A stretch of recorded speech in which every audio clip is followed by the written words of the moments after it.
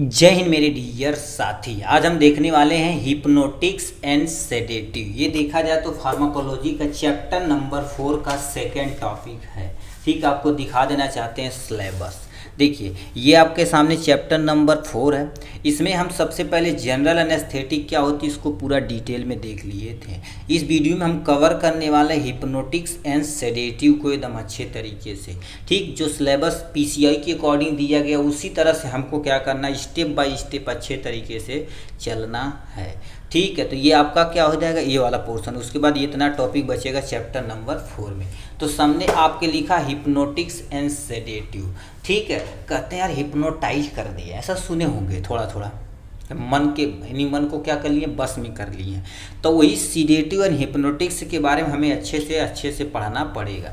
तो सबसे पहले समझते हैं हिप्नोटिक्स क्या होता है, सेडेटिव क्या होता है। इसको हल्के में न लीजिएगा मेरे भाई, क्योंकि एक नंबर से आपसे पूछ देगा डिफाइन हिप्नोटिक्स, एक नंबर भरने से आ जाएगा। सीडेटिव इसका भी आ जाएगा, या कहेगा example of hypnotics and sedative का एक दो एग्जाम्पल बताइए, एक नंबर का ये भी पूछ सकता है। ठीक है, तो क्या लिख रखा आपके सामने, हिप्नोटिक्स क्या दे रखा। अब हिप्नोटिक्स से क्या होता है, सिंपल सा तुम समझिए। ठीक, अब होता क्या है, hypnotics are drugs that include and maintain sleep.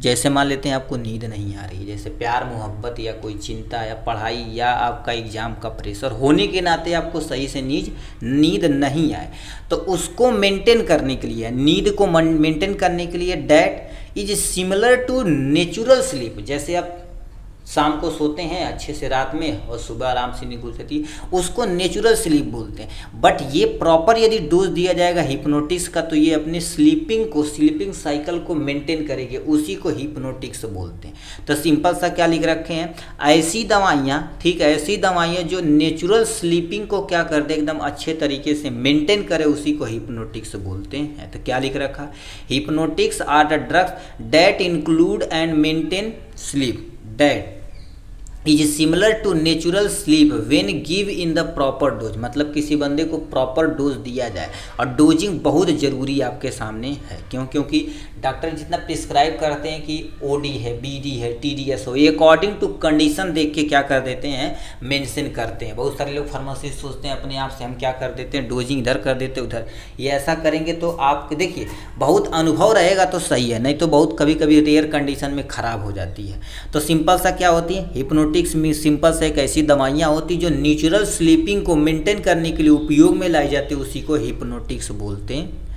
ठीक, ये था हिप्नोटिक्स के बारे में। अब सेडेटिव के बारे में थोड़ा सा देख लेते हैं। इसी का जस्ट थोड़ा सा डोजिंग ज़्यादा हो जाती तो सेडेटिव हो जाता। क्या लिखा, sedative are drugs that reduce excitement, मतलब जो आपके शरीर के अंदर एक्साइटमेंट है उसको कम करेगा, एंजाइटी चिंता को कम करेगा, इरिबिलिटी मतलब तुम्हारे पास क्या होगा, जो रिबिलिटी है उसको क्या कर देगा, ये कम करेगा, and produce the clamping effect without causing sleeping. ठीक है, ये क्या कर देता, सिंपल से देखो, विदाउट कॉजिंग स्लीपिंग के जो तुम्हारे पास क्या होने वाले काज है उसको बिना बिगाड़े ही एक्साइटमेंट को कम करेगा, एंजाइटी को कम करेगा, इरिबिलिटी को कम करेगा, उसी को सेडेटिव कहते हैं।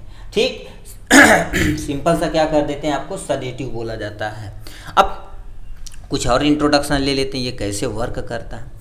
लिख रखा, hypnotics and sedative induce CNS depression. CNS depression क्या होता है, सेंट्रल नर्वस सिस्टम, इसमें इंक्लूड होता है आपका brain, second is the spinal cord. ये क्या कर देते हैं, उसको इंड्यूज करते हैं, जिससे बढ़िया से बढ़िया आपकी क्या होगा, स्लीपिंग हो सके, और चिंता हो गया, ये सब क्या होगा कि हमारे शरीर के अंदर कम हो सके। ये किस पे वर्क करता है, सीएनएस। मतलब सिंपल सा हिप्नोटिक्स एंड सेडेटिव किस पे वर्क करता है, सीएनएस डिप्रेशन पे वर्क करता है। मान लेते हैं आपको डिप्रेस हो गए हैं, तो उसको मेंटेन करने के लिए क्या कर देगा, सेडेटिव एंड हिप्नोटिक्स का उपयोग किया जाएगा।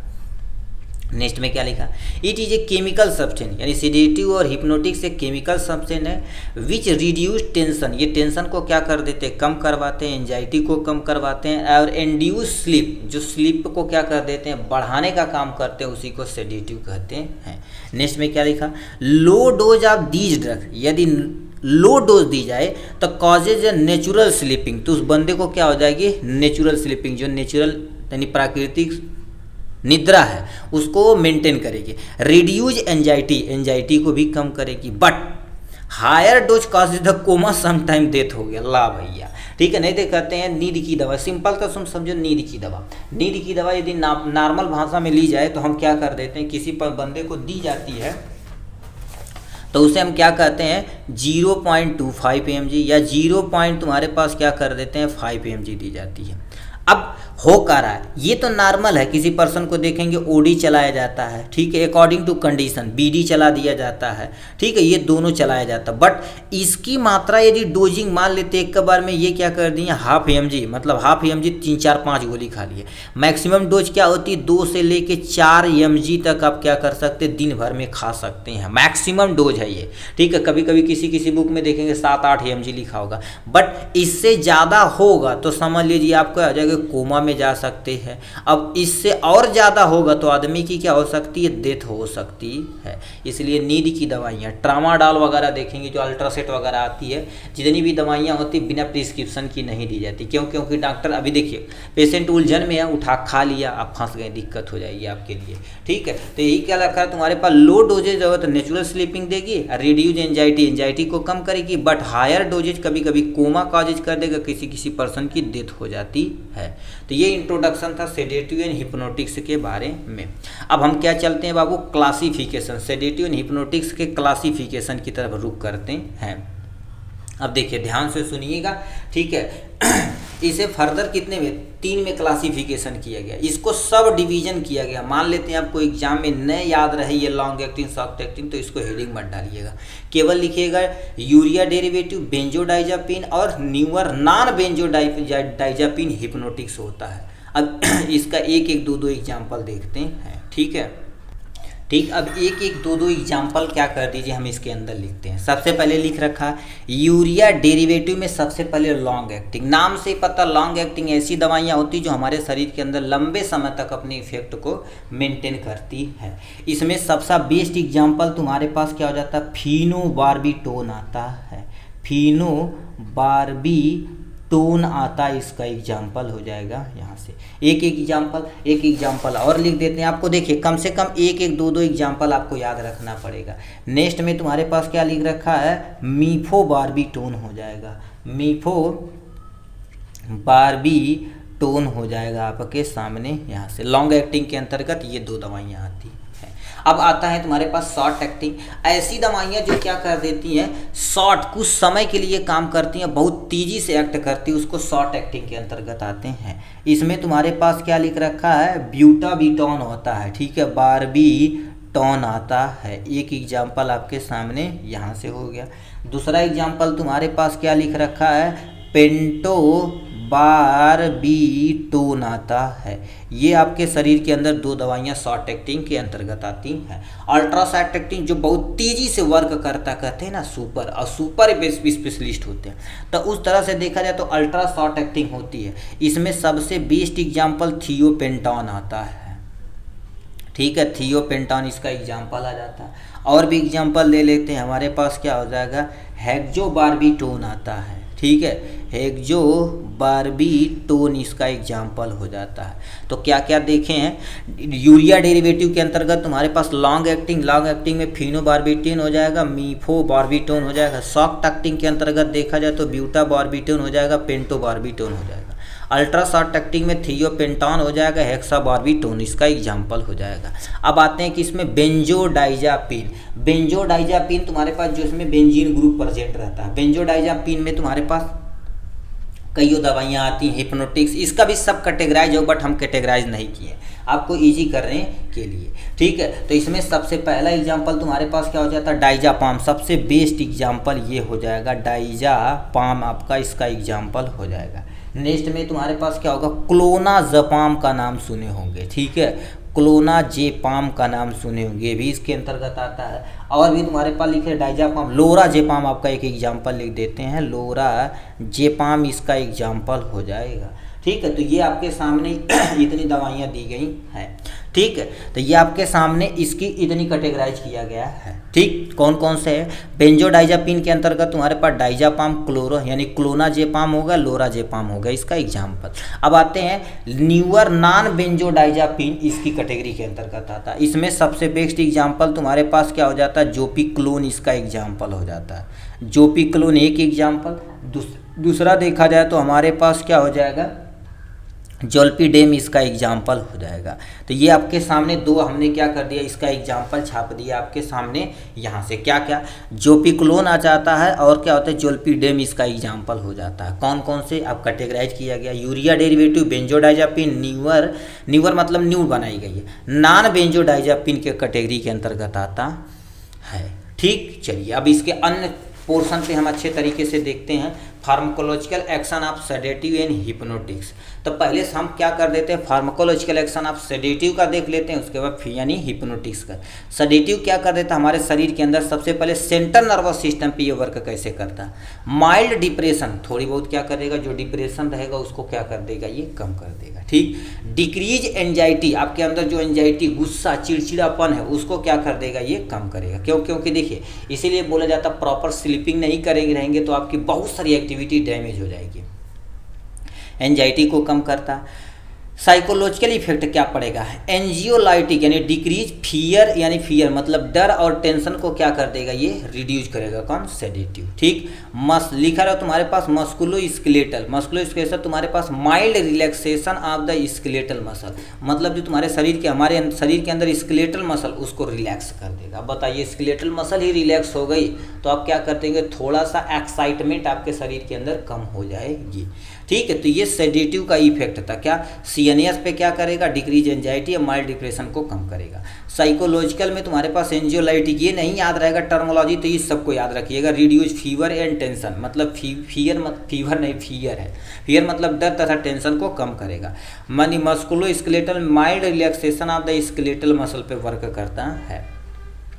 Pharmacological action of the hypnotics. अब हिप्नोटिक्स का क्या होता है इसके बारे में देखिए। सबसे पहले दे रखा सीएनएस, डीपर डिप्रेशन कर देगा। लो भैया तगड़ा डिप्रेस कर देगा एकदम से खतरनाक टाइप में। ठीक है, मतलब आपको एकदम से ऐसा नहीं शराब वराब पी लेते हैं सब नशा से मुक्त हो जाते हैं, उस तरह से एक कैटेगरी की दवा आती है।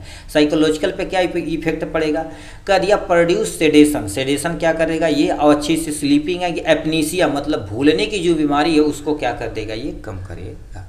ठीक, तो ये आपकी क्योंकि भूलने की बीमारी को कम करेगा और वो अननेसेसरी चीज़ जो उल्टा सीधा सोच रहे हैं उसको भूलना ही भुला देगा। ठीक है, क्या भूलने की यानी क्या करेगा? भूलने की जो बीमारी होती है उसको ये मेंटेन कर देगा। ठीक है, जो पिछला पास्ट मान लेते कोई कारण बस कुछ हुआ हादसा वगैरह तो उसको आपको क्या इजीली भूल जाएंगे।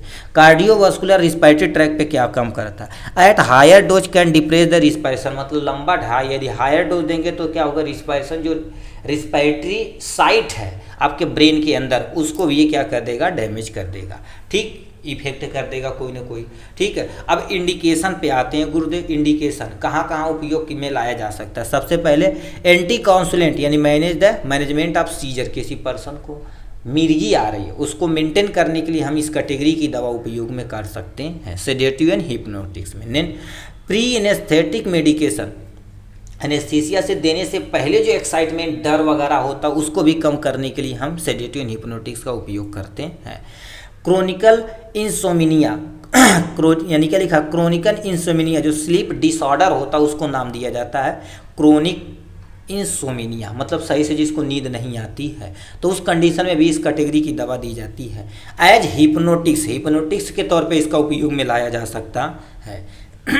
नेक्स्ट में alcohol withdraw in the dependence subject, मतलब क्या होता है? कोई पर्सन एल्कोहल के प्रति एडिक्ट हो गया। ठीक है, एडिक्शन हो गया कि मतलब लत लग गई है तो पिएगा ही पिएगा, नहीं तो उसकी डेथ हो जाए, तो उसको छुड़वाने के लिए भी हम इसमें उपयोग में ला सकते हैं। ठीक, चलिए कंट्रा इंडिकेशन देखते हैं। लिखा कंट्रा इंडिकेशन कहाँ कहाँ उपयोग नहीं कर सकते। सबसे पहले लीवर तथा किडनी डिजीज किसी को हुआ, लीवर मतलब डैमेज हुआ है तो ऑलरेडी बताओ लीवर डैमेज हुआ है यानी सीएनएस उसको मेंटेन कर रहा है, ये दवाइयाँ खा लेंगे तो दिक्कत हो जाएगी, तो यानी लीवर तथा किडनी डिजीज में उपयोग नहीं कर सकते हैं। ठीक, सीवियर पल्मोनरी इनसफिशियंसी, मतलब अभी बोले रिस्पायरेटरी डिजीज को क्या कर देगा, ये डिप्रेस करेगा। अब बताइए ऑलरेडी तुम्हारे पास पल्मोनरी मतलब रिस्पायरेशन कोई प्रॉब्लम है तो उस कंडीशन में इस कैटेगरी की दवा उपयोग नहीं कर सकते हैं। हाइपर सेंसिटिव ऑफ सेडेटिव तथा हिप्नोटिक्स ड्रग्स, कोई बंदा है ठीक है, यानी सीडेटिव तथा हिप्नोटिक्स के प्रति वो ज़्यादा सेंसिटिव है, तो वो बताइए करेंगे तो एलर्जी वगैरह काजिज कर जाएगा, जैसे दिक्कत हो सकती है। प्रेगनेंसी में आप उपयोग नहीं कर सकते हैं, ठीक। लैक्टेशन पीरियड में उपयोग नहीं कर सकते। देखिए ये सब जो कॉमन पॉइंट है ये सब में आप उपयोग कर सकते हैं। क्यों? क्योंकि प्रेगनेंसी में देखेंगे दवाइयाँ तभी उपयोग की जाती है जो डॉक्टर की सलाह होती है, तब अपने से इधर उधर आप कोई सी दवाइयाँ नहीं दे सकते। लैक्टेशन पीरियड में भी छोटा बच्चा है, मम्मी खा रही है तो बच्चे के अंदर भी जाएगा, ठीक है। जैसे सेडेटिव दे दिया, मम्मी खा ली तो मम्मी को नींद के साथ साथ बच्चा भी नींद आएगा एकदम से खतरनाक टाइप में, तो दिक्कत हो सकती है, ठीक। तो ये हो गया। अब आते हैं तुम्हारे पास कुछ डोजिंग दी गई है। डाइजापाम लिखा जाता है 2 से लेकर तुम्हारे पास कितना 10 mg होता है, ठीक है। 0.2 से होता है, चलो कोई बुक में इतना दे रखा है, ठीक है। ये देखा जाए तो ओडी भी चला दिया जाता है और बीडी भी चला दिया जाता है अकॉर्डिंग टू कंडीशन, ठीक है। क्लोनाजेपाम 0.25 से लेके तुम्हारे पास कितना होता है 0.5 mg, ये ड्रॉप में और इंजेक्शन दोनों के रूप में आते हैं। ये भी कंडीशन के अकॉर्डिंग देखा जाए तो मोस्टली देखा जाए तो शाम में दी जाती है एक टाइम, बट बहुत ज़्यादा दिक्कत होती है तो दोनों टाइम दी जाती है। अल्प्राजोलाम क्या होता है अल्प्राजोलाम की डोजिंग देखा जाए तो 0.2 से लेके 1 mg या 2 mg का टैबलेट वगैरह आता है। नाइट्राजेपाम देखा जाए तो 5 से लेके 10 mg आता है। लोराजेपाम देखा जाए तो तुम्हारे पास 0.5 से लेकर 2 mg के बीच में आता है। तो ये सब डोजिंग यदि देखिए डोजिंग आप मान लेते नहीं दिया रहेगा तो लिखेंगे एज पर फिजिशियन, ठीक है। जो तुम्हारे पास प्रिस्क्राइबर किया रहेगा डॉक्टर, उसके अकॉर्डिंग हम अपने आप को, ठीक है, मेंटेन करके उसको हम यानी डोजिंग कर देंगे और पैक करके उस आदमी को दे देंगे, ठीक है। तो इतना तुम्हें क्या लिखना पड़ेगा, हर एक टॉपिक में लिखना पड़ेगा। क्या क्या देखें आपको बताना चाहते हैं। देखिए सबसे पहले आपने इंट्रोडक्शन देखे, हिप्नोटिक सेडेटिव का क्लासिफिकेशन देखा, फार्माकोलॉजिकल एक्शन देखा, इंडिकेशन देखा, कंट्रा इंडिकेशन, डोज, इतना चीज़ आपको क्या करना, हर एक टॉपिक में कोलॉजी यदि पढ़ रहे हैं तो आपको अच्छे से ये हर एक टॉपिक अच्छे से मेंशन करना है, ठीक। चलिए आज के लिए बस इतना ही, फिर मिलेंगे नेक्स्ट वीडियो में नेक्स्ट टॉपिक के साथ। तब तक के लिए bye bye and take care.